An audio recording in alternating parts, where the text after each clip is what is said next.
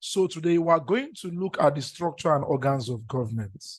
We've learned a lot about the federal system. We've learned a lot about the unitary system and the likes. We've learned about the presidential and parliamentary system. So we must have come across organs of government. Even in your junior secondary school, primary school, you must have learned about the executive, legislative, and judiciary, right? So today we're going to examine them thoroughly, individually, one by one, what they actually stand for. Our objective cuts across the following. We are going to explain the executive organ of government, state its functions, and then how it is controlled. Let's give it a shot. So like we say, basically, the executive organ of government is charged with implementing laws and policies, legislature making laws, judiciary interpreting laws. This is at the surface level. Today, we are going in deep. So the idea of organ of government simply means division of government functions or government powers into different branches so that the aim and the goal of government can be achieved easily, right? So these branches or organs are the executive, the legislative, and the judiciary.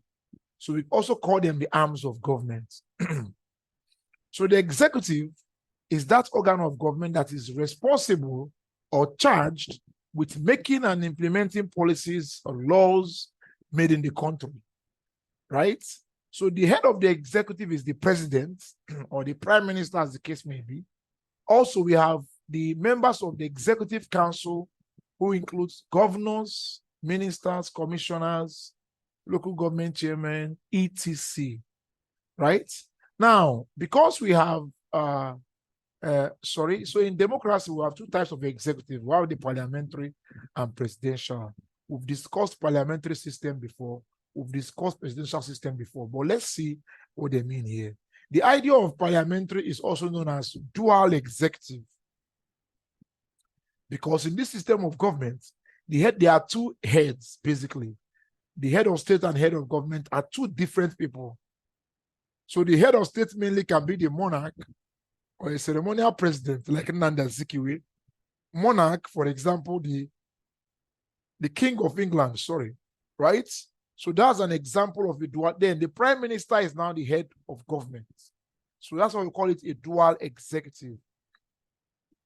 Now, look at this. In the parliamentary, all the members of the parliament are also members of the executive. That's why we say that there is a fusion of organs of government in the parliamentary system. That means the executive and legislature are one and the same. There is no clear-cut distinction between the executive and legislature, right? If you are not still sure, go back to the parliamentary system in first term and listen to that video again. Now, in the presidential system, we also call it a single executive. So the head of state and the head of government is just one person. He is the commander-in-chief of the armed forces, and he is not part of the legislature. So there is the clear-cut division in the member of the legislature, right? So Nigeria has been practicing this presidential system of government. So also USA and some other countries around the world, right? Now let's look at the functions of the executive. Now the executive performs, the functions of the executive can be categorized under the legislature, under administrative, and under judicial functions. So the executive does what we call legislative functions. Remember, the function of the legislature is to make laws. So the executive also make laws sometimes. So they have the power to delegate legislation. That means they have the power to delegate the power to make law. They have the power to give the rights of lawmaking to some agencies to make law as and when due, right? So they can also recommend bills. They initiate bills. They can recommend measures for consideration. They can recommend something they want the legislature to look at, thoroughly look at and approve. They can initiate bills and send it to the legislature. They can also veto bills, right? To veto is like to negate or to like prevent or to cancel a bill, right? Now, under administrative function, they have the power to implement and carry out laws made by the legislature. That is why the police and the army fall under the executive. They can also punish defaulters. So you look at one number 2 is saying military power lies in the hands of the executive, see? So they also have the power, the diplomatic power, right? They can represent the country outside the shores of the country, right? So they prepare the annual budgets and they try to look after the welfare of the citizens. These are some of the functions of the legislature at the administrative level.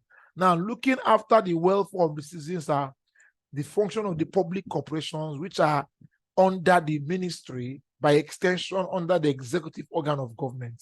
If you are not sure of these things I'm saying, just keep following the class. When we study public corporation, go check that video, right? By the time all these notes are uploaded, when you read a topic or watch a topic and whatever they have been saying or whatever we say there is not clear to you, you can go to where that topic was treated on it in itself and watch it and then come back and continue. So everything is connected in government, like I will always say. So don't try to read your notes in isolation. Everything is all mixed up. So what are the judicial functions of the executive? They can pardon offenders. You know what they call prerogative of mercy. The capacity of the president to forgive prisoners who have been sentenced, who may be serving their terms in prison, right? So they have the power to appoint judicial officers. Maybe as a recommendation of the Judicial Service Commission, the president appoints the chief justice or the attorney, the chief justice of the federation, right? So let's see, how can the executive be controlled? Because if you look carefully well here, they have a lot of powers in their hands, right? So the constitution can control them because the supremacy of the constitution, we have discussed this somewhere else before. The supremacy of the law of the land over every other person, whether that person is the president or that person is an ordinary citizen. So the constitution can control them. The laws made by the executive can be challenged in the court of law and can be declared illegal if found so.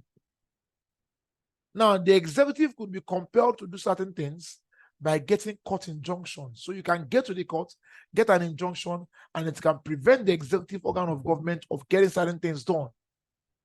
The executive can also be impeached by the legislature, right? There is a process for that. In the parliamentary, they call it the vote of no confidence, and he'll be forced to step down. Now, the legislature can also frustrate the executive, control them by approving appointments. Now, when the president wants to pick his ministers or member of cabinet, he sends the list to the legislature, especially in a presidential system like Nigeria. So the legislature are the ones that vet these people and then tell the president, you can use them or not. So they can use this measure to also control the executive. Election is another way of doing this. The people can vote out an executive they are not comfortable with or retain the one they are okay with. Also, the media can also control the executive, even through the political parties, the representatives of the party members at even in the legislature, they can control the executive. International laws, like the laws on fundamental human rights, can also limit the power of the executive government because they are meant to abide by those laws as well. So I'm going to stop here. If you look carefully well, we're at the evaluation. So how is the executive, what is the executive made up of? What are the functions of the executive? And how can the executive be controlled? You should be capable of discussing these issues the way I did. So you can play this video, pause it, listen well, ask questions, make contributions. I'm going to be in the comment section to listen and to meet your different needs there. So do have a pleasant day.